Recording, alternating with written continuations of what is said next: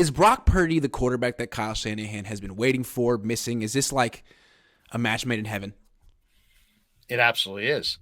Kyle is an awesome Kyle. Here's the thing. I give people credit for what they are great at and question them about things that they're not great at. If you're talking about Kyle Shanahan as an offensive guru, there's all kinds of offensive gurus. There's Mike Holmgren, Right. who was kind of like a quarterback guru who helped refine Brett Favre from Southern Miss Brett Favre into what he became, helped Steve Young and Joe Montana. He was kind of known as a quarterback Matt whisperer. Hasselbeck. Yeah. Yeah. Matt Hasselbeck. Yeah, great call. Yeah. Where I think Kyle's true greatness is not in that. I think it's in play calling, play sequencing, Play play design. action, play design. Yeah. He's a ruthless play caller who knows exactly who to expose and how to expose them.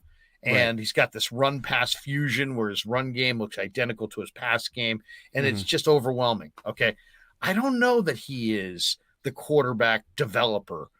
And he Right. drafted a quarterback that needed developing. And because of a number of different things, he's developed a little bit, but he's still needs a lot more development. And it's a long Right. process. I think he got in Brock Purdy a developed quarterback who's Yep. played close to 50 games, who knows how to get into rhythm, Yep. tempo, play action, bootleg, all the footwork in the short game, all the mechanics, all the different throws that you have to make. This guy played second base and shortstop in baseball, so he makes these different arm angle throws. And it's just, he's a ready-made veteran guy. That's really what Kyle needs. And so, yeah, I think he is the quarterback. Kyle is the star of the show, and Kyle Purdy, and he's going to design these incredible plays. And Kyle Purdy Brock Purdy is the kind of guy who's going to be able to execute it. And they've got the weapons. Now it's really, if you want to have a great run offensively, just build up this O-line over the next year, and they're good to go offensively for the next 5 years. Okay, so you say he just needs a quarterback who executes his system. That's why you wanted Kirk Cousins. I think Brock Purdy's better than that. I think he's all the things you said, but what I like about Brock Purdy and why I think he's perfect for Kyle is he has the ability to improv. Yeah. He can go off schedule. scripts. And Kyle needs that. He didn't have it in Matt Ryan. He went down in flames. He wouldn't have it in Kirk Cousins. Kirk Cousins is never going to win a Super Bowl. He's going to win it this year. People are going to pull up receipts. He's never going to win a Super Bowl. You got to be able to improv a little bit unless your name is Tom Brady or Peyton Manning. And Brock Purdy can do it. Jimmy couldn't.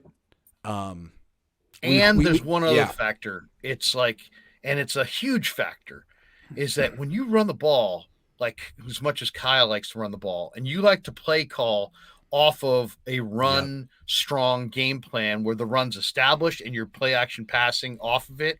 Yep. This guy runs the boot. You got to have the bootleg game. Yes. You got to have the bootleg game off the play action game, off of a run heavy scheme. And this guy operates that bootleg game to his throw side. Just, very, very high level stuff. So, what I like about the bootleg with Purdy is you can roll him to the. Everyone's expecting to roll out to the right because he's right-handed. He rolls out to the left most of the time, and it's wide open. Naked bootleg's wide open. He can set his feet, make throws. I mean, and his accuracy as far as hitting guys on the run. Then he gets a different angle. You don't have the lineman in his face. He can scan the field. I mean, he's turned George Kittle into a monster. What about George the different Kittle, arm angles he showed yesterday? Did you like that? Oh, yeah. I like that? I did like that. I like that. I was like, what? I didn't know you could do that. I'll tell you what I like is the touchdown to Kittle. The first one was just another incredible play. That was an amazing throw. Yeah. Who does he think he is making a throw like that? He's really good. I don't know. I don't feel like this is like he's going to fall apart. And I feel like this is where he differentiates himself from Jimmy. Jimmy's had really great stretches. He's put up a lot of good numbers and won a bunch of games in the regular season. In the playoffs, his numbers have been abysmal. If Brock can at least maintain his current level of production, that'll be a big differentiator between him and his predecessor. The Niners' chances of winning the Super Bowl are up dramatically because of Brock Purdy and Christian McCaffrey, because they were that at the exact same offense with the same play caller, the same everything, except for those guys, was scoring 22 a game. Now the team is scoring 35 a game, and they still have this great defense and this improved special teams. I mean, if they can't get it done this year, I mean, it's going to, the 49ers are playing for all the marbles this year. Everybody in that room knows it. Nothing short of winning it all is going to be really going to be celebrated in any corner of the room. I feel like it's really a blessing that Brock Purdy is playing this year, and it's very improbable that he's on the field. But what sticks out to me is the game against New Orleans where they had everyone, Debo, Kittle, Christian McCaffrey, everyone, and they scored 13 points against a team that's not going to the playoffs, but a team that's, fringe playoffy. That was a bad sign, and I don't think that the Niners were going to win the Super Bowl this year with Jimmy Garoppolo. God love him. I think they needed Brock. Now they have Brock, and I think they legitimately have a much better chance to win it now.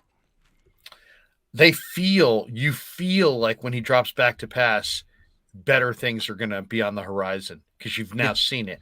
And what you also expect is they have a passing threat in on the goal line and in the red zone. I mean, it seemed like the 49ers, Garoppolo made some great passes, but man, he had a hard time throwing in the red zone. So if you go back and look at those scores, 49ers are getting a lot of threes and this and that. Now they're scoring touchdowns. It's mostly touchdowns in the red zone. Do you I remember when the Niners got McCaffrey, first game against the Chiefs. He'd been on the team for like 48 hours starting. They didn't hold back from using McCaffrey, and they used him a lot in that game. And the first drive looked great. McCaffrey was involved. They marched right down the field, and what do? Field goal. And it's like, boom. You could give Jimmy Garoppolo, Jerry Rice, and Calvin Johnson at the end of the day, they're kicking field goals. And now they're scoring touchdowns. And I think a reason that they would kick field goals is he didn't really like throwing into the end zone. I can't. Why did George Kittle never catch touchdown passes? Because there wasn't guys hitting him in the back of the end zone like there is now. Jimmy wanted to throw it in the flat and make guys break tackles, and that's really hard. It's pretty hard. Yeah, so, I mean, and George, is a great guy. He loves Jimmy because he thinks Jimmy's a great guy, and Jimmy's doing the best he can. But sure, George is going to add another level to his house because of Brock Purdy.